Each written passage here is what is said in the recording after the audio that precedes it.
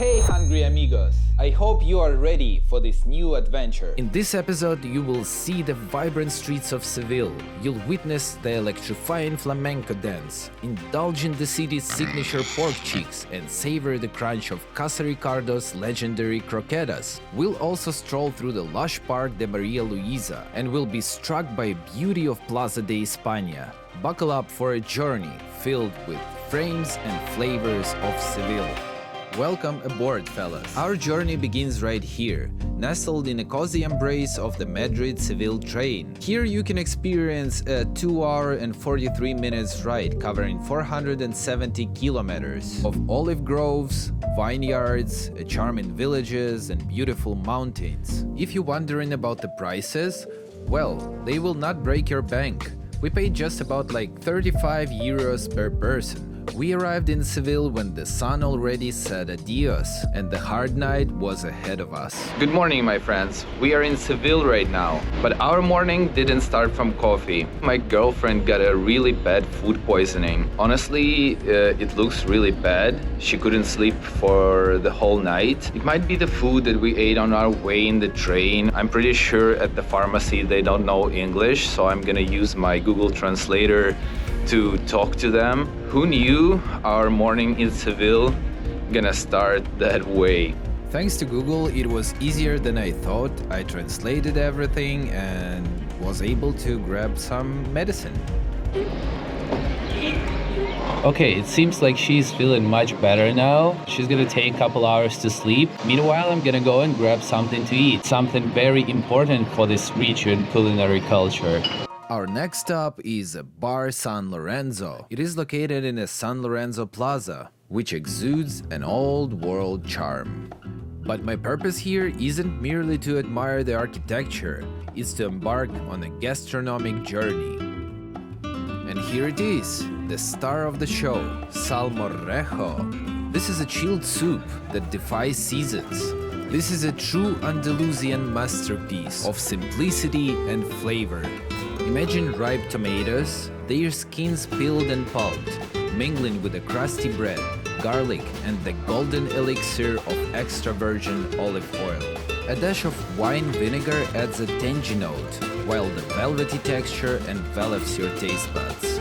5 minutes flat, that's all it took, and Sal Moro vanished. Me gusta mucho. That's what every Spanish guy would say in this situation. Delicious soup. So many flavors in it. With the raisins, which give sweetness to it. With walnuts, with almonds, with pumpkin seeds, which gives the crunchiness to this soup. So many textures, so many flavors. Incredible beginning of the day. Seville is a beautiful historic city with a rich culture and a warm climate.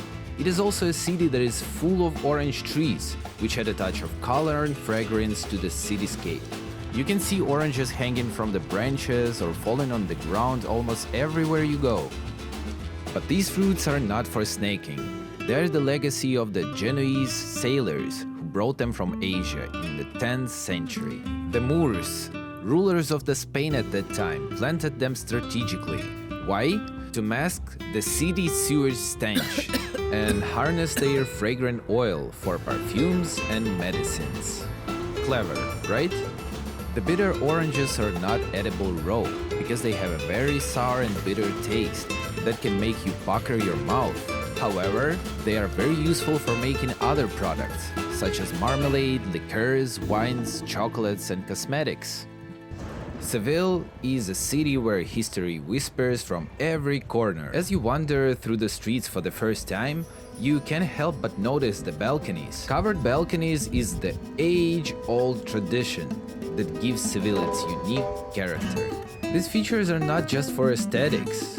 They tell a story of communal living and the Andalusian way of life, designed to offer shade and foster neighborly connections. On my way back to the hotel, I chanced upon the mesmerizing procession of Nazarenos. This isn't just any march, it's a modern-day spectacle rooted in centuries of tradition. The Nazarenos, with their iconic pointed hoods, move to the city in silence, yet their presence speaks volumes. It's a powerful display of faith and culture that captures the essence of Seville today, alive, spirited, and ever evolving.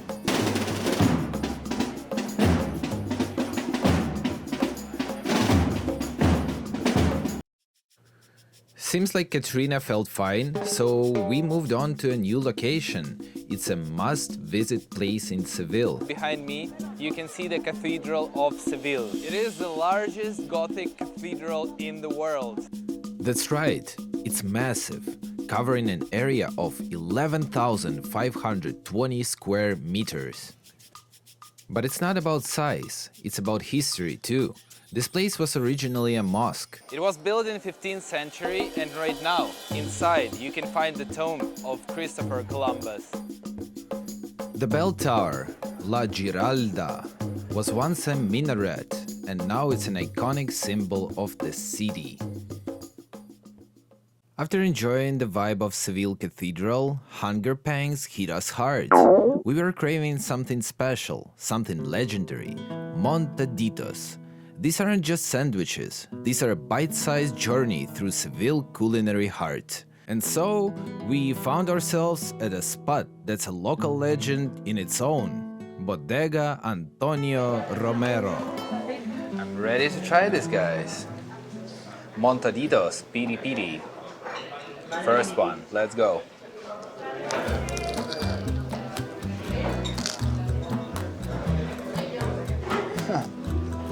We have a piece of piri piri over here, a good one.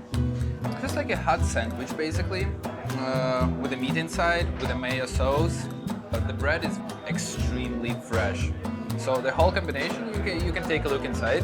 It's quite simple. So we have a tomato, we have cheese, we have mayo. So the second one is their traditional. Inside we got the omelette and the bacon and the pepper.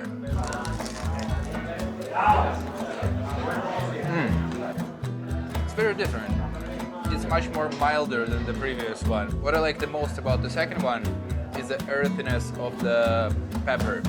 It gives a really nice twist to the taste. Very good. It's all soft altogether.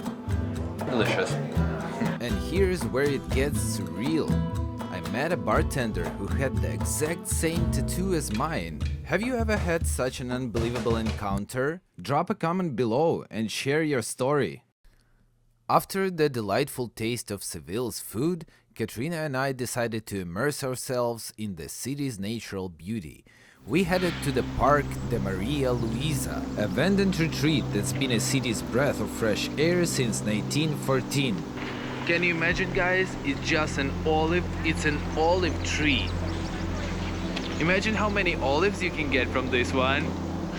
The wildlife here is a festival of feathers, doves, parakeets, ducks, swans, and more, each adding their unique touch to the park's vibrant atmosphere. Visiting Park de Maria Luisa was an unforgettable experience, especially because of my love for the birds. Look at this cutie. Park left me almost speechless. I only had one word in mind. Happiness. Then, for the first time in my life, I encountered an aggressive swan. I swear that I've seen a glint in his eye that seemed to challenge the bravest of souls. Why are they fighting? So, over there you can see his lady. And this guy is walking around protecting the territory. So cute. Good job. You gotta take care of your woman. Oh, the flavors in this garden are something out of this world. I wish you could hear the singing of the birds. It sounds like they have a competition over here. So relaxing. But there is more to this park than just natural beauty. It's a living museum, home to the Plaza de Espia, built for the Ibero-American Exposition of 1929. Plaza de Espia is a tapestry of Renaissance and Neo-Moorish elements, with impressive tile work, exposed red brick, porticos, and elaborate balustrades. The fountain in the middle of Plaza de Espia is a stunning centerpiece.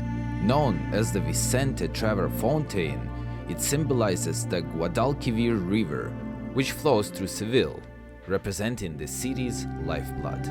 Each of the 48 alcoves represents a different Spanish province adorned with intricate ceramic tiles known as azulejos, which depict historical scenes and maps from their respective provinces. The four bridges arching over the plaza's moat are more than just pathways. They symbolize the ancient kingdoms of Castile, Aragon, Navarre, and Leon. As you cross these bridges, you are walking over a symbolic representation of Spain's unity. This whole place is straight out of fairy tale, and no wonder why it was a filming place for so many movies. As a Star Wars fan, I'm ready to dance right now. Star Wars Episode 2, Attack of Clones, was filmed over there. As we wandered through the majestic Plaza de Espia, a crowd caught our attention, drawing us like a magnet. There, on the sun-kissed tiles, was a flamenco performance that struck a chord deep within my soul.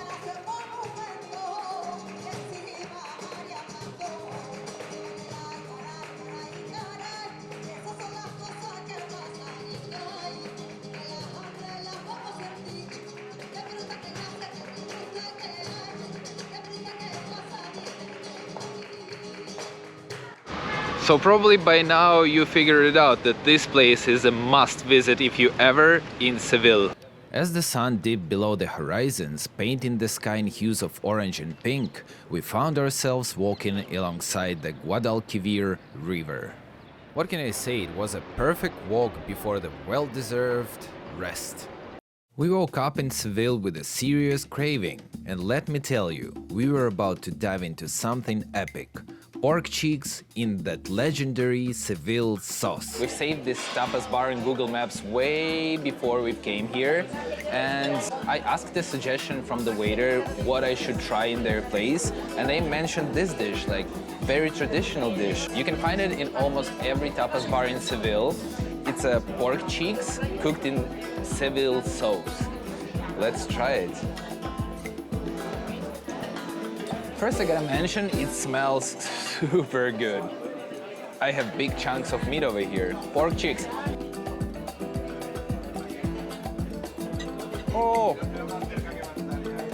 Oh, it's extremely tender. I don't know. Honestly, I don't know for how long they cook these cheeks. They are melting in your mouth. Delightful. There's no extreme gamey flavor from this pork. It's cooked out. It's covered with the herbs.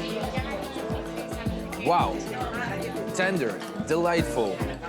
Potatoes, pork cheeks. What else do you need in the morning? Oh my God, Seville, stop it. You're so delightful.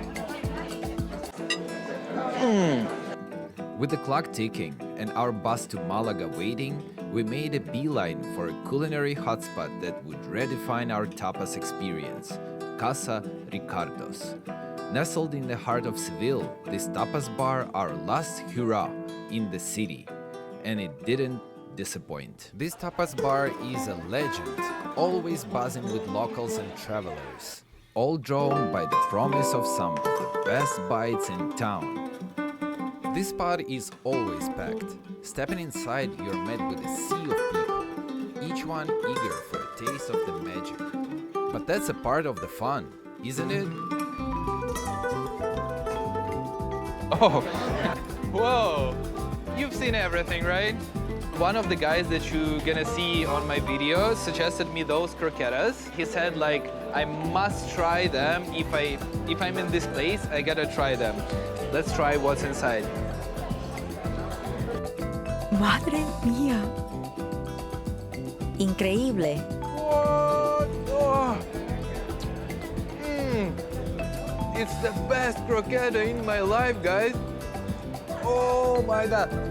This is a cheese and jamon inside. It's a creaminess like in heaven. Extraordinary croquetas. If you ever in Seville, you gotta come to this place, Kasa Ricardos, and try these ones. I'm gonna be silent and just enjoy the second one. Boo! And that's a wrap on our Seville food and culture adventure. If you enjoyed this video, give that like button some love, hit subscribe, and share this video with a fellow travel and food enthusiast. Thank you for watching.